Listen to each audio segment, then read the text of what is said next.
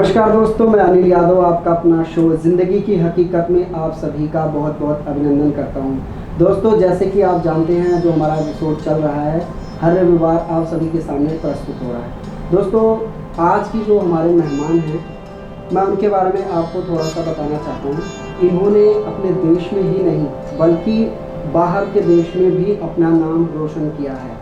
दोस्तों, ये अचानक वहाँ पर नहीं पहुँचे हैं, बल्कि इन्होंने बहुत स्ट्रगल किया है और आज जिस मुकाम पे पहुँचे हैं, आइए मैं आपको ले चलता हूँ आज की कहानी सुरभि जी की ज़ुबानी। नमस्कार मैम, आपका हमारे शो में बहुत बहुत स्वागत है। मैम, जो हमारे दर्शक हैं, खासकर मैं स्टूडेंट को मैं दर्शक मान रहा हूँ, हमारे पास ऐसे दर्शक हैं जो अपने जीवन में हार मान चुके हैं, तो वो आगे बढ़ना नहीं चाहते।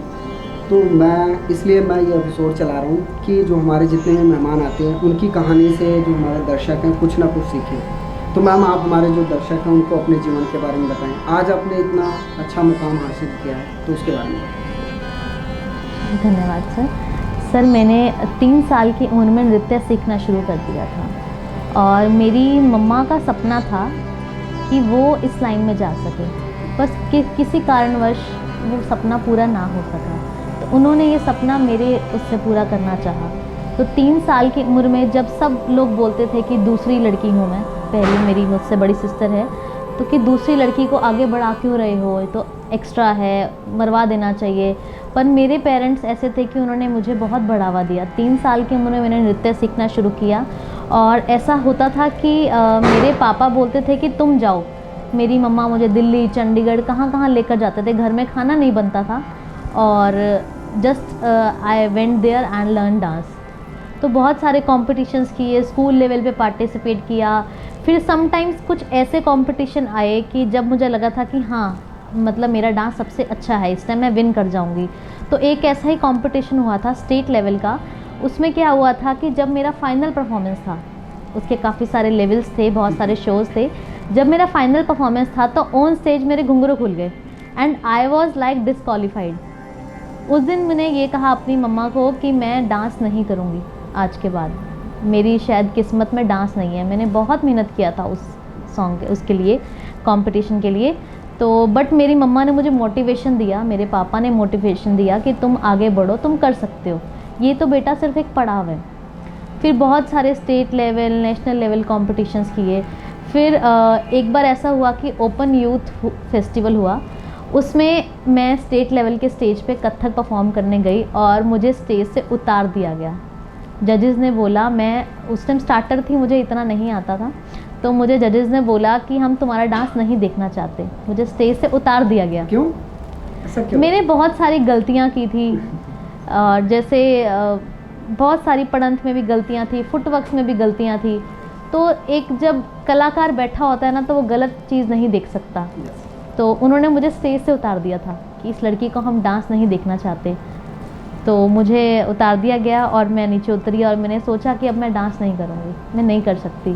बट मेरी बहुत फ्रेंड्स हैं, शालू है, रिंकू है और ट्विंकल भैया हैं मेरे सीनियर, इन लोगों ने मुझे बहुत मोटिवेशन दिया कि नहीं तुम कर सकते हो। तो हमने रेगुलर प्रैक्टिस किया। उसके बाद नेक्स्ट ईयर वही स्टेज विन कर आए। उसके बाद बहुत सारे नेशनल लेवल किए, इंटरनेशनल भी किए और DID गई। DID में टी-शर्ट तक आ गई, टॉप 100 तक पहुंच गए, टी-शर्ट मिल गई। उसके बाद फिर वापस आ गई घर मुड़ के।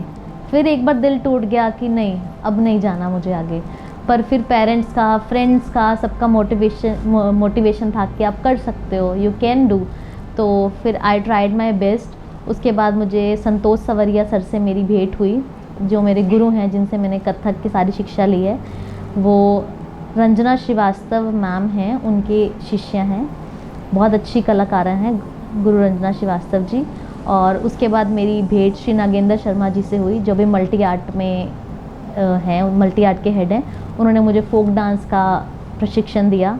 फिर हमने बहुत सारे कॉम्पिटिशन्स करे। मैं कैलकटा गई, कैलकटा में बहुत इंटरनेशनल लेवल का कॉम्पिटिशन था। तो कैलकटा में 7 दिवसीय कॉम्पिटिशन जीतने के बाद हमें थाईलैंड भेजा गया। थाईलैंड में बहुत सारे देशों के लोग आए हुए थे। थाईलैंड में बहुत डर लग रहा था जाते हुए कि देश की इज्जत है और सबकी एक्सपेक्टेशन थी कि क्या करेंगे क्या नहीं करेंगे।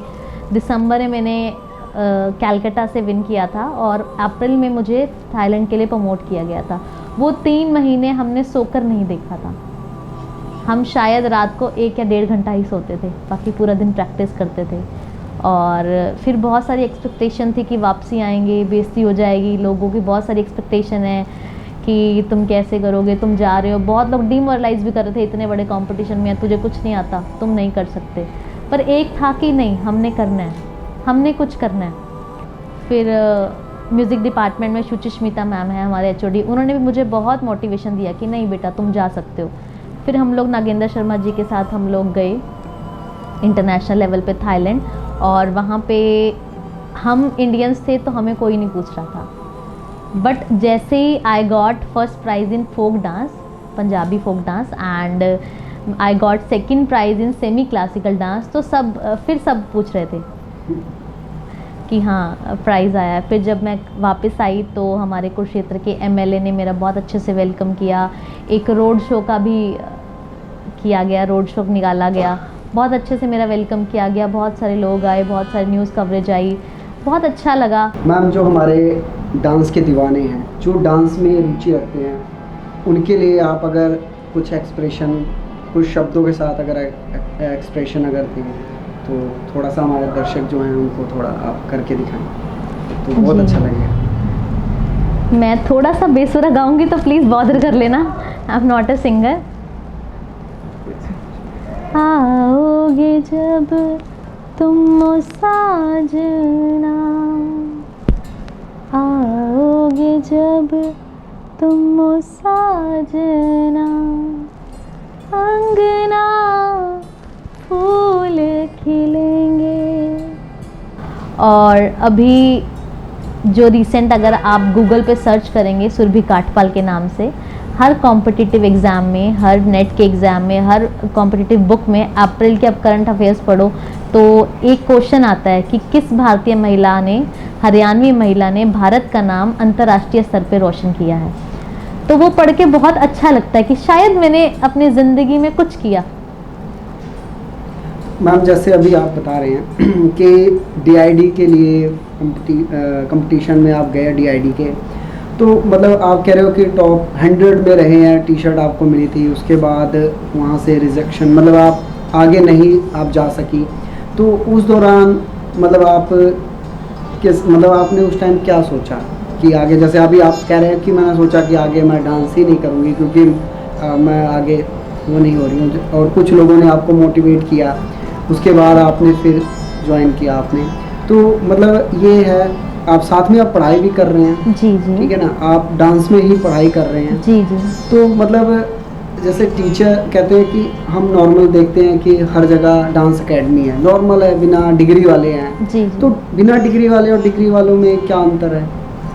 ये आप सर, डिग्री वाला जो है क्वालिफाइड इंसान है, वो आपको बहुत अच्छे से, हम लोग क्या होता है जो बिना डिग्री वाले हैं कि जस्ट डांस सीखा और कर दिया। जो डिग्री वाले हैं, अब हमारी बहुत सारी हैंड मूवमेंट्स होती हैं जिनके नेम होते हैं, जिनकी थ्योरी होती है। जिसने डिग्री किया है, जैसे मैंने अभी कथक में MPA किया है, प्लस मैं अभी PhD भी कर रही हूँ कथक में। तो हम लोग जब बच्चों को नृत्य सिखाते हैं तो हम लोग एक एक मूवमेंट के बारे में बताते हैं, एक एक चीज़ के बारे में। जैसे हमारे ये मूवमेंट होता है, इसको हम अराल बोलते हैं, ठीक है, पताका है, त्रिपताका है। अभी आप सिर्फ डांस नॉर्मल सीख रहे हो तो कोई आपको कहेगा कि ऐसे हाथ कर लो, बट इसका क्या यूज़ है, इसका क्या यूज़ है, इसको क्या नाम है, वो चीज़ें डिग्री वाला जो होगा वो बहुत अच्छे से सिखाएगा। उस टाइम आप जब DID के लिए गए थे तो उस टाइम आप सीख रहे थे या? जी, मैं उस टाइम मैंने 12th क्लियर किया था और उस टाइम मैं डांस सीख रही थी। अच्छा। चारू मैम हैं, मैं उनसे सीख रही थी, वो इस टाइम पंचकूला में हैं, उन्होंने भी MA कथक किया है। तो इस दौरान जैसे कि जो मूवमेंट्स होते हैं, जैसे आप कह रहे हो कि हम अंतर्राष्ट्रीय के लिए हम बाहर गए, थाईलैंड गए, जी जी जी। वहाँ आप जब आप स्टेज पे चढ़े उस टाइम आपको कैसा लग रहा था? सर, उस टाइम स्टेज पे ऐसा था कि आई स्टार्ट वॉमिटिंग, डर के मारे। इतना डर लग रहा था कि इतना बड़ा स्टेज है और मैं कैसे परफॉर्म करूँगी, ऐसे इतने सारे फॉरेनर्स भी हैं, इतनी सारी कंट्रीज़ के लोग भी हैं, बहुत मुश्किल था वो परफॉर्म करना। और but I just remembered my Thakur ji, I am a Thakur ji lover. तो मैंने जस्ट अपने ठाकुर जी को याद किया और बस स्टेज पे चले गए परफॉर्म किया और बहुत डर लग रहा था उस टाइम परफॉर्म करते हुए। परफॉर्म किया और when I come back, can you believe कि I let down on floor, मैं गिर गई और मैं मतलब शिवरिंग कर रही थी। 2 से 3 मिनट तक मैं कांप रही थी कि मैंने क्या किया, पता नहीं क्या होगा क्या नहीं होगा।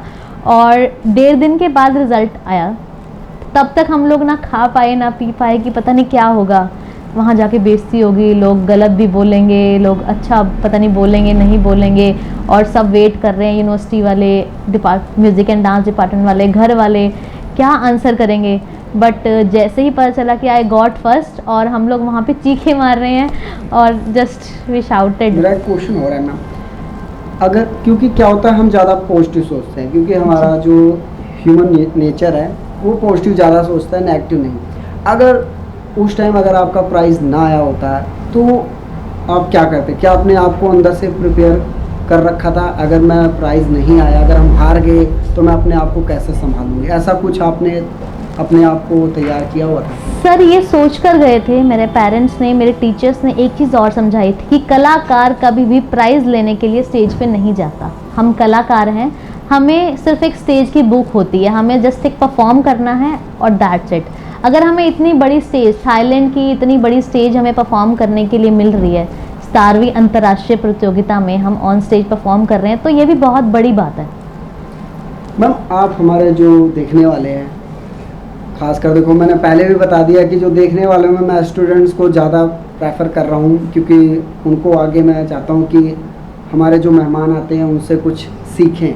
तो उनके लिए आप 2-4 शब्द बोलें ताकि वो जो हार मान जाते हैं जी जी जी उनको थोड़ा आपसे मोटिवेशन मिले। आप स्टूडेंट्स को मैं यही बोलना चाहूँगी कि आप लोग कभी हारे नहीं। ज़िंदगी की यही रीत है, हार के बाद ही जीत है। अगर एक चीज़ हम लोग एक जगह से गिर गए तो वो हमारे लिए एक लेसन है कि हमें अगली सीढ़ी चढ़ना है, पर वो सीढ़ियाँ जब हम धीरे धीरे चढ़ेंगे तो एक दिन हमें वो मिल जाएगा, अपना लक्ष्य मिल जाएगा। तो कभी भी आप हारे नहीं, कभी ज़िंदगी से हारना नहीं है।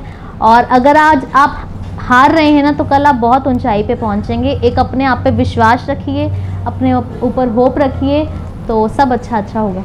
बहुत अच्छा लगा मैम आपसे बात करके।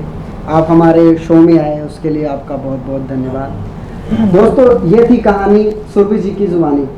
मैं अगली बार फिर मिलूँगा एक नए चेहरे के साथ, तब तक के लिए नमस्कार।